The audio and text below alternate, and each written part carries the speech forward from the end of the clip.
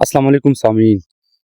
आज हम दफ़ा 86 ताज़रात पाकिस्तान की वजाहत करेंगे, जिसमें इस बात का जिक्र हुआ है कि अगर कोई शख्स अपनी मर्ज़ी से कोई नशा आवर चीज़ इस्तेमाल कर लेता है और उसके बाद वो कोई ऐसा फ़ेल कर लेता है जो जुर्म की हद तक पहुँच जाए, तो क्या उसको इस्तिस्ना हासिल होगी या नहीं। तो यहाँ पर दफ़ा 86 में वाज़ेह तौर पर ये कहा गया है कि ऐसे शख्स को कोई भी इस्तिस्ना हासिल नहीं होगी, क्योंकि इसमें जो अहम बात है कि जो शख्स अपनी मर्जी से नशावर चीज़ इस्तेमाल करता है, तो गोया उसको नशा करने से पहले अपने इरादे का भी इल्म होता है कि मैं नशावर चीज़ इस्तेमाल कर रहा हूँ और अपनी मर्जी से कर रहा हूँ, और नशा करने के बाद की वजूहात से भी वो बखूबी आगाह होता है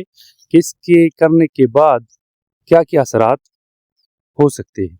लिहाजा ऐसा शख्स गुनाहगार तस्वर होगा, उसको वो सज़ा का मुस्तौजिब होगा, न कि उसको इस्तिस्ना दी जाएगी।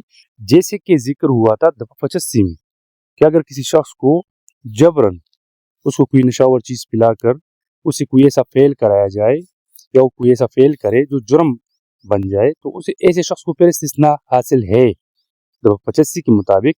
लेकिन दफ़ा 86 के मुताबिक ऐसे शख्स को इस्तिस्ना हासिल नहीं है जो अपनी मर्जी से कोई नशा आवर चीज़ इस्तेमाल कर लेता है और फिर उसके बाद कोई ऐसा फ़ेल कर लेता है जो जुर्म बन जाए।